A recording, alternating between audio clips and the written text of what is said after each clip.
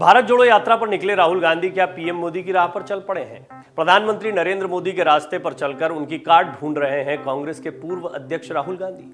अपनी पदयात्रा के दौरान राहुल गांधी अब हिंदुत्व के रास्ते पर चलकर बीजेपी को घेरने की कोशिश करते दिख रहे हैं। ये कई सवाल हैं जो खड़े होते हैं राहुल गांधी के अंदाज को देखते हुए। हालांकि राहुल खुद कहते हैं कि भारत जोड़ो यात्रा ने उन्हें काफी बदल दिया है, काफी कुछ बदला है।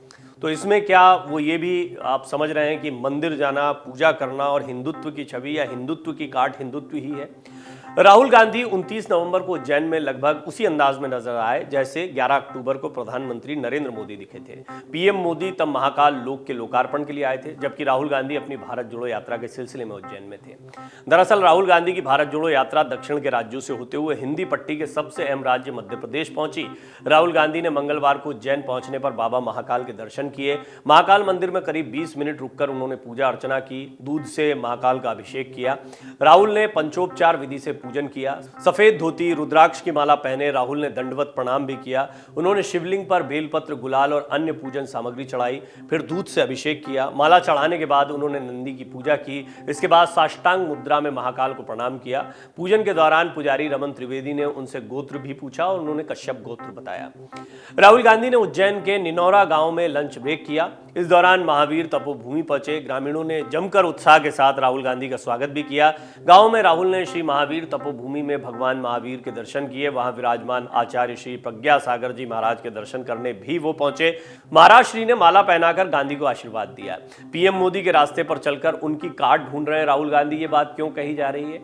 क्योंकि 11 अक्टूबर को पीएम मोदी भी उज्जैन आए थे, कुछ इसी अंदाज में दिखे थे। हालांकि पीएम का ये अंदाज वाराणसी में देखने को मिलता है, कई अन्य जगहों पर देखने को मिलता है।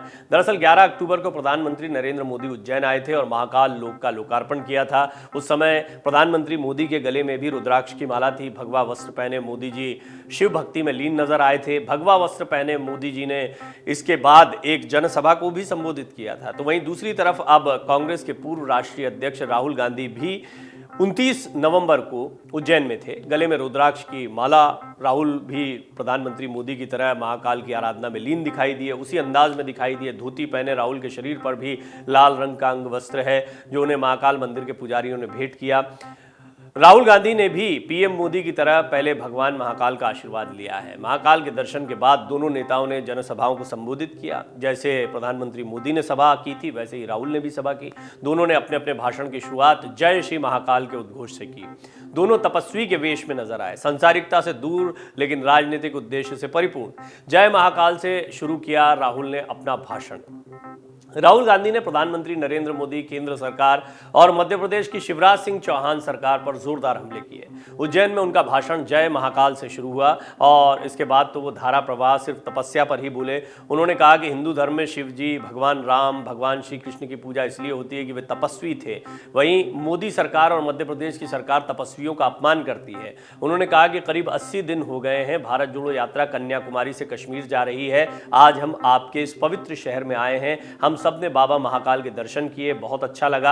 आपके शहर में महाकाल मंदिर है, ये शिव जी का मंदिर है। आज हिंदुस्तान भगवान शिव को मानता है। तो क्यों मानता है? वो संसार के सबसे बड़े तपस्वी थे, इस वजह से हिंदुस्तान उन्हें मानता है।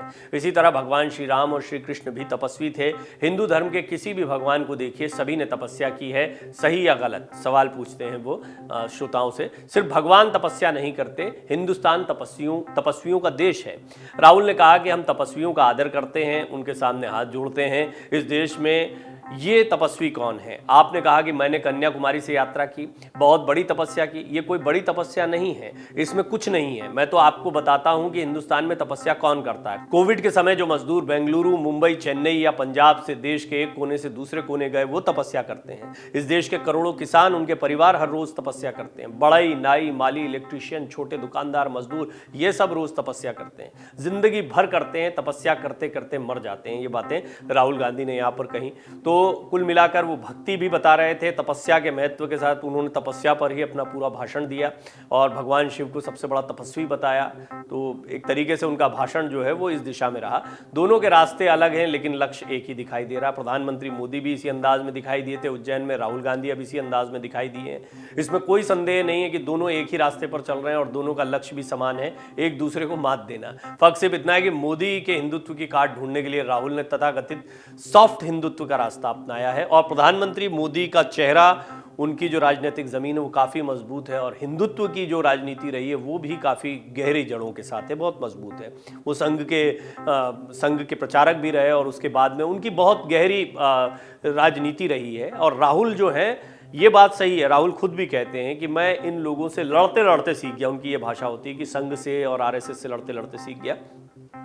ये बात सही है कि राहुल गांधी बहुत कमजोर अपोनेंट दिखाई देते हैं प्रधानमंत्री मोदी के सामने, लेकिन राहुल को एक इतना मजबूत अपोनेंट या इतना मजबूत अपोजिशन मिला लड़ने के लिए, जिससे वो सीखने का बहुत बड़ा मौका मिलता है। जितना ताकतवर आपका अपोनेंट है उतना ज्यादा आप सीख सकते हैं और ये फायदा एक तरीके से राहुल को हुआ। तो प्रधानमंत्री मोदी के सामने या उनके खिलाफ चेहरा बनकर, बहुत मजबूत चेहरा नहीं बन पाए, लेकिन उनके खिलाफ एकमात्र चेहरा अभी पिछले 2 चुनाव में जो रहे वो विपक्ष की तरफ से राहुल गांधी ही दिखाई दिए सबसे बड़े चेहरे, या फिर क्षेत्रीय राजनीति में अलग अलग चेहरे दिखाई देते। तो कुल मिलाकर राहुल को ज्यादा सीखने को मिला और ये बात वो खुद भी कहते हैं कि मैं अब काफी सीख गया हूं, काफी बदल गया हूं। महाकाल से पहले राहुल भगवान ओंकारेश्वर के दर्शन भी कर चुके हैं। अपनी भारत जोड़ो यात्रा के दौरान राहुल धर्म से लेकर राजनीति तक कोई हथियार आजमाने से चूकना नहीं चाहते हैं। अब देखना यह है कि मोदी के हिंदुत्व के मुकाबले उनका ये जो हिंदुत्व है या सॉफ्ट हिंदुत्व है कितना कामयाब रहता है। आपको बता दें कि भारत जोड़ो यात्रा उज्जैन की सीमा में मंगलवार सुबह पहुंची थी। राहुल ने महाकाल के दर्शन करने के अलावा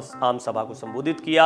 यात्रा ने मध्य प्रदेश में प्रवेश से पहले भी 2 दिनों का विश्राम महाराष्ट्र की सीमा पर लिया था। तब भी राहुल गांधी ने 2 दिन गुजरात जाकर चुनावी सभाएं ली थी। 21 नवंबर को उन्होंने सूरत और राजकोट में जाकर पार्टी के लिए चुनाव प्रचार किया था। डाउनलोड करें अमर उजाला ऐप और पाएं खबरें लगातार। अगर आप ये वीडियो YouTube पर देख रहे हैं तो हमारे चैनल को सब्सक्राइब करें और बेल आइकन को दबाना ना भूलें। अगर आप Facebook पर यह वीडियो देख रहे हैं तो हमारे पेज को लाइक करें।